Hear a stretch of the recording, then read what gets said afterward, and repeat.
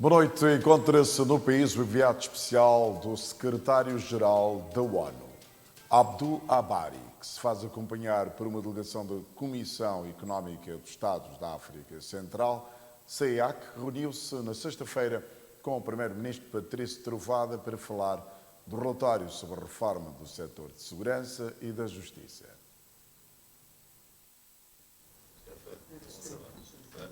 O enviado especial do secretário-geral da ONU, Abdul Abari, reuniu-se primeiramente num tete-a-tete com o primeiro-ministro Patrício Trovoada.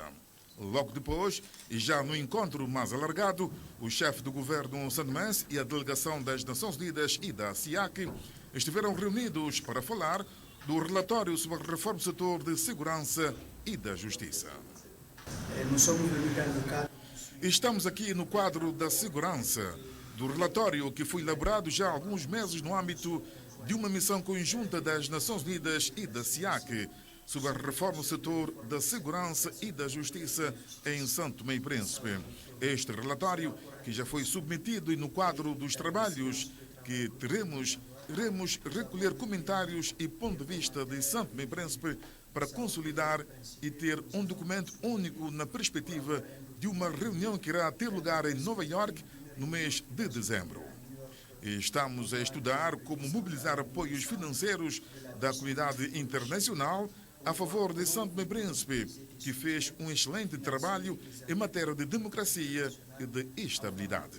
Tomé e Príncipe, que fez um excelente trabalho em matéria de democracia, de estabilité. O enviado especial do secretário-geral da ONU, que chegou esta quinta-feira ao país, ouviu do primeiro-ministro que é preciso a comunidade internacional ajudar São Tomé e Príncipe na consolidação da democracia. E nós reiteramos ao primeiro-ministro o apoio das Nações Unidas e da CEEAC de poder obter resultados concretos do relatório que vão ter benefícios para o governo e para o povo santomense. Abdul Abari não especificou os assuntos que constam no relatório, mas deixou algumas pistas. Como vous le savez, le 25 novembre, São Tomé a été réveillé par cette tentative de coup d'État. Como é do vosso conhecimento, no dia 25 de novembro, houve uma tentativa de golpe de Estado em São Tomé e Príncipe, o que demonstra algumas insuficiências em termos da disciplina, coordenação e a questão da justiça que houve aqui nas últimas eleições. Resistou-se a algumas dificuldades e não pode existir uma democracia viável sem um sistema de justiça equitativa. E não pode existir um sistema estável ao nível da democracia se não tiver um sistema com que as Forças Armadas defendam o princípio fundador da sua criação. O enviado especial do secretário-geral da ONU, que estará no país até domingo, anunciou que o primeiro-ministro deverá deslocar-se brevemente à Genebra, Suíça, para participar no 75º aniversário da Declaração Universal dos Direitos Humanos. Para Abari, será uma honra para São Tomé e Príncipe contar com a presença de Patrício Trovoada nesta reunião, onde mesmo irá apresentar os progressos já alcançados no país em matéria dos direitos humanos. O Banco Africano de Desenvolvimento, BAD, vai investir cerca de 1,5 milhão de euros na implementação da segunda fase da construção de uma central fotovoltaica em Santo Amaro. As obras para efeito, nomeadamente da construção da nova central, foram lançadas na sexta-feira pelo Ministro das Infraestruturas, Recursos Naturais e Meio Ambiente, Adelino Cardoso. A central fotovoltaica a ser construída terá uma capacidade de produção de 1,5 megawatts de energia que, associada à primeira fase do projeto, cujos painéis foram instalados há cerca de 2 anos, totaliza 2 megas de energia limpa produzida a partir de painéis solares. São 2 megawatts que nós teremos diretamente com a injeção na rede de MAI e precisamente para acompanharmos o processo da transição energética para a energia limpa. A instalação desta central enquadra-se no projeto de transição energética e apoio institucional que pretende substituir a produção de energia diesel, que durante muitos anos serve de fonte de abastecimento no país. 1,5 megawatts, mas, portanto, o 0,5 que nós já instalamos da primeira fase, mas a proposta portanto, que nós temos portanto, no Banco Mundial, que vai instalar dentro do pouco de água casada, vamos ter mais 5 megas e, portanto, a construção de uma rede de transporte portanto, por volta de 40 megawatts, portanto, qualquer coisa como 11% de energia limpa nós já estaríamos, portanto, já se representaria 11% da energia limpa. Dentro, pelo menos, a obra, como acabou de dizer o construtor, em 3 meses já teríamos a injeção. Nós, neste momento, estamos a negociar com o Banco Mundial, que já deu a sua não objeção ao projeto, e nós estamos à espera, dentro de pouco, vamos falar de o primeiro trimestre do próximo ano, já teríamos os 5 megawatts, o início da instalação dos 5 megawatts. O governo considera este projeto como princípio da resolução definitiva do crônico problema energético que o país vem enfrentando ao longo dos anos e diminuirá de forma substancial os encargos financeiros e a dependência da importação de combustíveis fósseis para a produção de eletricidade. O Governo está à espera das investigações do Ministério Público para tomar uma decisão sobre a crise de combustível que paralisou o país em junho passado. O Ministro das Infraestruturas, Recursos Naturais e Meio Ambiente, que falava aos jornalistas durante o lançamento das obras de construção de uma central fotovoltaica em Santo Amaro, garantiu aos mesmos, neste caso aos jornalistas, que o inquérito mandado instaurar pelo Executivo está concluído e foi remetido ao Ministério Público. Este inquérito já foi entregue, portanto, à Procuradoria-Geral da República. Portanto, nós, a separação de poderes. Nós fizemos a nossa parte e agora cabe a outra parte, que é a Justiça, fazer a sua parte. Nós não podemos intervir nas questões da Justiça. Portanto, estamos à espera. O inquérito já foi, portanto, já se entregou, portanto, a manifestação daquilo que nós achamos que foi a falha no abastecimento de combustíveis, e estamos à espera que a Justiça faça a sua parte. Qual foi a conclusão? O que falhou?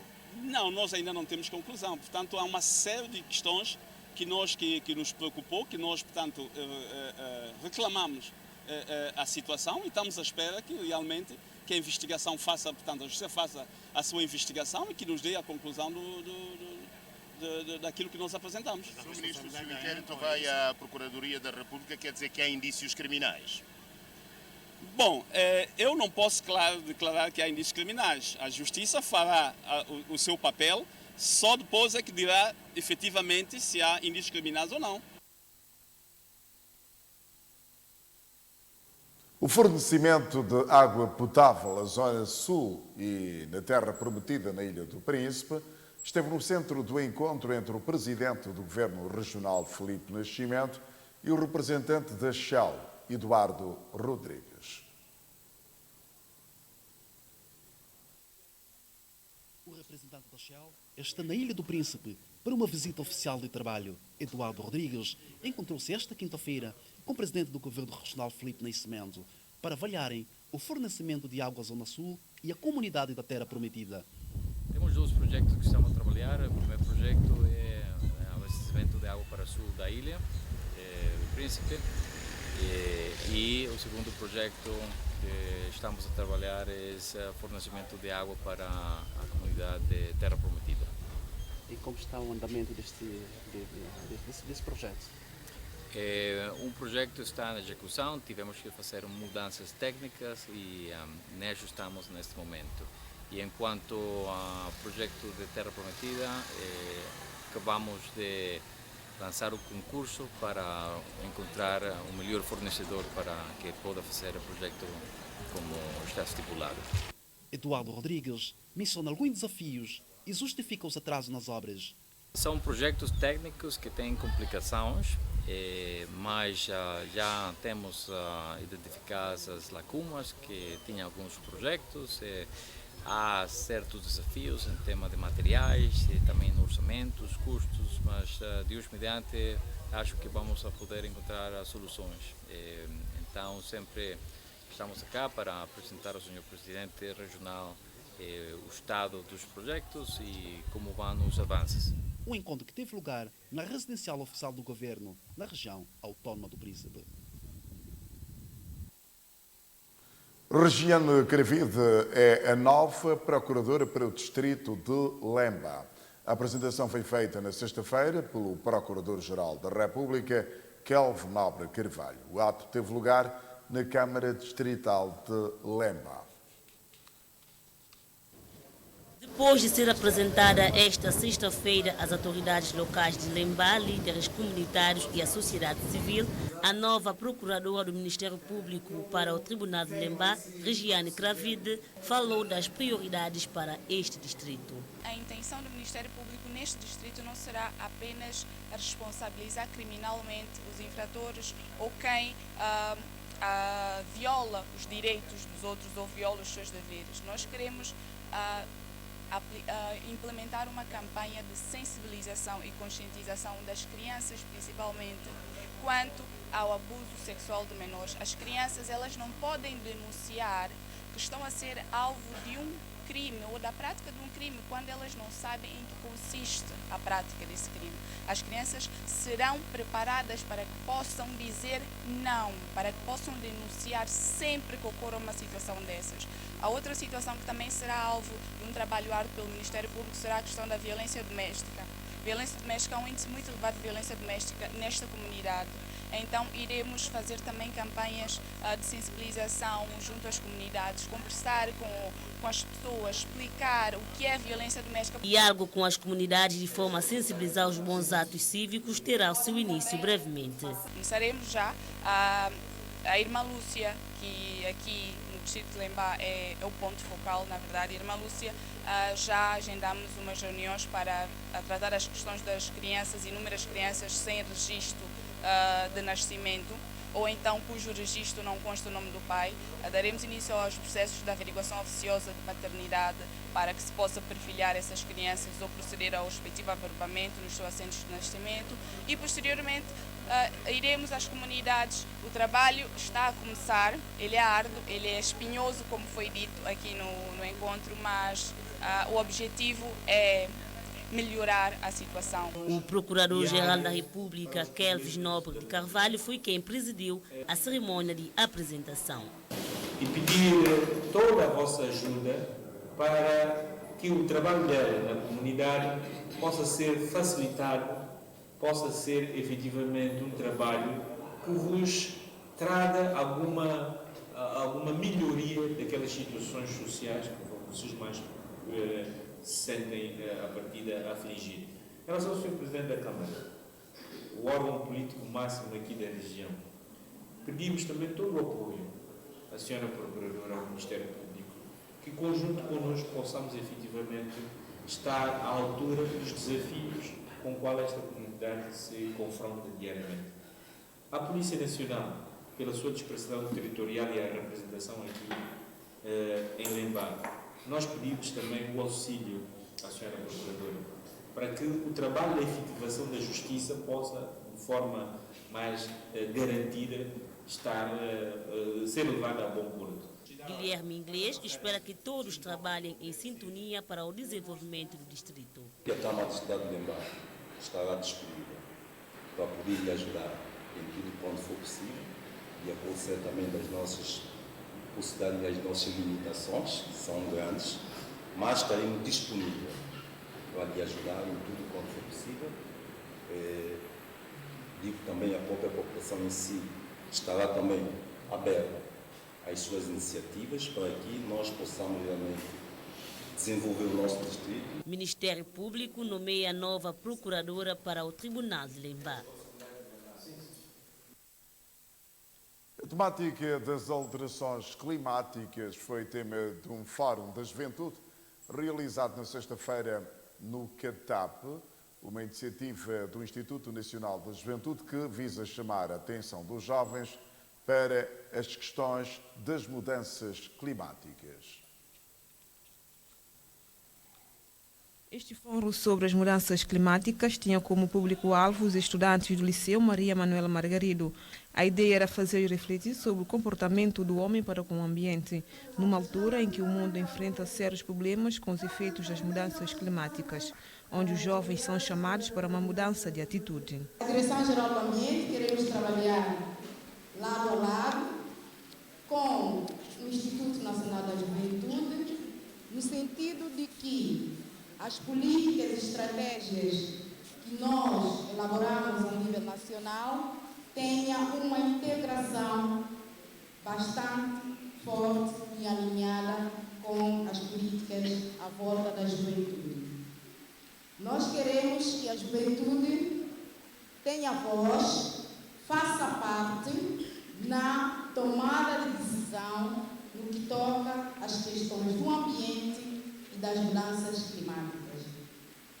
Nós gostaríamos que a juventude santomense esteja mais ativa e que possa também unir as suas vozes à juventude de outros países. Nossas ações devem ser implementadas e monitoradas com os jovens, pelos jovens e através dos jovens. Nesta ótica é que nos traz cá, neste evento, eis-nos aqui, neste evento, sobre o tema o papel da juventude no impacto das mudanças climáticas. Isso é que nos trouxe cá, para poder falar com as juventudes, para que as nossas políticas sejam elas feitas pelos jovens, para os jovens e com os jovens. Os jovens são os mais vulneráveis a mudanças climáticas. Palavra da nova representante do Sistema das Nações Unidas, convidada para o evento. Boa notícia é que estamos vendo os jovens se mobilizando em todo o mundo. Eles estão liderando esforços para mudar o curso do nosso futuro. Na recente reunião dos chefes de Estados da CPLP, o país reforçou seu compromisso no que toca à preservação do meio ambiente. O Ministério da Educação, Cultura e Ciências apresentou na sexta-feira os resultados do Programa de Análise do Sistema Educativo dos Países da Francofonia, realizada nas escolas do ensino básico do país, referentes ao ano letivo 2021-2022. Segundo a Ministra da Tutela, Isabel de Abreu, os resultados não são muito satisfatórios. A realização do estudo de análise do Sistema Educativo Nacional é resultado da Conferência dos Ministros da Educação dos países francófonos, o qual também integrou São Tomé e Príncipe. O referido estudo teve como propósito analisar o desempenho dos alunos, bem como a competência dos docentes do ensino básico, concretamente da 2ª e 6ª classe do ano letivo transato. Aplicamos testes em abril e maio e a alguns alunos ao nível nacional. Esses testes alunos foram indigitados aleatoriamente. Escolhi-se alguns alunos por algumas turmas e eles é que foram avaliados. E então, depois dessa avaliação, a avaliação é a nível da língua portuguesa e a matemática. Depois da avaliação, houve correção. Nessa correção é feita mesmo com critérios internacionais, porque a avaliação é aplicada em São Tomé e Príncipe e nos outros países. E os resultados de São Tomé, nós corrigimos as provas, vimos os resultados e hoje estamos a apresentar os resultados porque esses dados têm que ser tratados. O estudo centrou-se nas disciplinas da língua portuguesa e de matemática. Segundo os resultados, o país apresenta algum déficit. Os dados estão muito péssimos mesmo em relação aos países da África Central. Nós temos graves problemas. Relativamente à língua portuguesa, São Tomé está bem posicionado, tanto na 2ª classe como na 6ª classe, assim como os professores. Por quê? Porque o PASEC aplicou teste aos professores, aos alunos e também aplicou aos professores. Por quê? Porque um dos critérios do PASEC é saber se efetivamente aquilo que os professores ensinam, eles sabem. Daí que São Tomé e Príncipe ficou posicionado relativamente a 14 países a português bem. Entretanto, há um ponto a considerar. Fomos concorrer com os países que têm problemas de catástrofe, têm conflitos, têm guerra. Portanto, tendo em conta o nosso currículo, tendo em conta a faixa etária, tendo em conta o nosso país, se calhar nós deveríamos ter um resultado muito melhor em relação a esses países. Entretanto, nós ficamos bem posicionados relativamente à língua portuguesa. A matemática, nós já temos situações um tanto quanto não muito agradável. A matemática de segunda classe, conseguimos ultrapassar a média que o PASEC definiu, porque o PASEC definiu a média e depois cada país foi obtendo a sua média. São Tomé conseguiu superar a segunda classe a matemática, mas sexta classe e o teste dos professores já não conseguimos ter os bons resultados. Ficamos aquém da média definida do PASEC e ficamos em baixo relativamente a alguns países. 20,6%. Perante os resultados, a ministra da Educação, Isabela Abreu, e a coordenadora do Gabinete de Acreditação e Avaliação Educacional, Madalena Pinto, acrescentaram que o setor tem em previsão ações para colmatar as lacunas. Na base desses resultados, vamos organizar como superar essas dificuldades todas na aprendizagem, na base dos conteúdos avaliados. O Ministério da Educação tem um projeto agora que está sendo financiado pelo Banco Mundial e que o banco, no plano deste projeto, temos formação para os professores, temos elaboração de novos manuais para professores e alunos. Mesmo assim, não obstante dessas condições, desse plano que nós temos no projeto, agora com o resultado do PASEC, nós não vamos só, tanto mais nessa semana, não vamos só apresentar os resultados. Temos agora, após os resultados, vamos ter uma formação durante uma semana com os professores, temos os facilitadores já preparados, ao nível nacional, sim, estamos agora a preparar, a fazer em São Tomé, posteriormente será no Príncipe. Os orientadores pedagógicos, supervisores e os delegados das disciplinas e distritais, bem como alguns professores que trabalharam com essas classes, serão o primeiro grupo-alvo destas ações de capacitação. E agora vamos ao desporto, falar dos compromissos da nossa seleção de futebol sénior. O selecionador nacional de futebol divulgou na sexta-feira a lista dos convocados para os Jogos de Apuramento do Mundial 2026 contra seleções da Tunísia e Namíbia nos dias 17 e 21 deste mês. Adriano Eusébio garante que a ambição do plantel é passar a fase seguinte. Dos escolhidos, somente 3 atuam no país. A lista dos jogadores que irão representar as cores nacionais nos próximos 2 jogos de apuramento para o Mundial 2026 diante da Tunísia e Namíbia foi divulgada esta sexta-feira pelo selecionador nacional. Foram convocados 22 jogadores, sendo 2 guarda-redes, 7 defesas, 7 médios e 6 avançados. O primeiro jogo será na Tunísia no dia 17. Esse jogo será realizado, portanto, no Estádio Olímpico Ahmad Agrebe, portanto, às 20 horas de Tunísia, correspondente a 19 horas em São Tomé. E o segundo jogo será realizado em Marrocos, tendo em conta que é o nosso jogo e Marrocos nesse momento representa como se fosse estamos a jogar em casa. Portanto, será jogado com Namíbia, portanto, em Agadir, em Marrocos, no dia 21 de novembro, às 16 horas lá, portanto, 15 horas em São Tomé. São Tomé e Príncipe está no grupo D, que integra também Malawi, Libéria e Guiné Equatorial. Este é o novo modelo de qualificação para o Mundial da Copa do Mundial. Normalmente eram selecionados, havia uma fase preliminar, E no novo sistema agora acabaram com esse sistema e agora dá-se a oportunidade a todas as equipas participarem. Por isso, nesse caso, São Tomé entra no grupo D. Como sabem, nesta primeira fase é pontuação, as 2 melhores equipas é que passarão para a fase seguinte.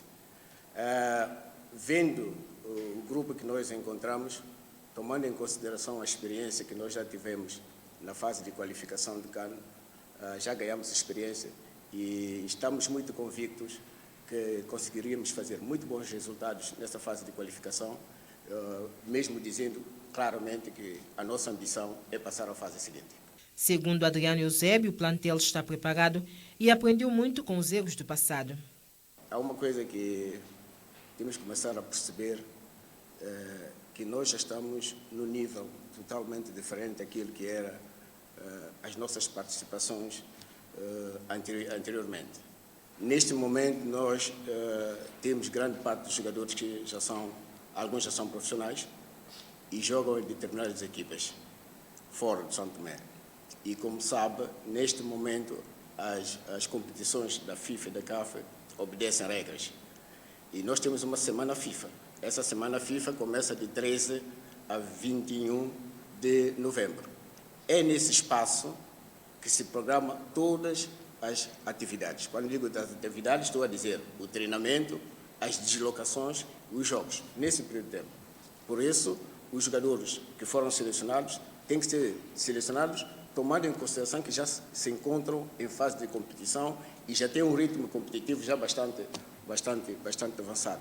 Portanto, o que nós só vamos fazer é alguns treinos que fazemos durante esse período de tempo que nós tivermos lá, que é no período de 13 a 21. Lá encontram-se os trabalhos de treinamento, jogos e viagem. Gilberto de Almeida é um dos selecionados e é a primeira vez que foi chamado a defender as cores nacionais. Agradeço muito ao senhor selecionador por ter depositado uma grande confiança em mim e que eu vou fazer um bom jogo para representar a seleção. Uma parte da delegação deixará o país este sábado e a outra no domingo. Vamos reunir em Portugal e partimos todos com grupos de Portugal para a Tunísia. São Tomé e Príncipe ocupa a posição 186 no ranking da FIFA e vê nos próximos desafios uma janela para mudar de paradigma. Notícia, concluímos esta edição do Telejornal. Boa noite.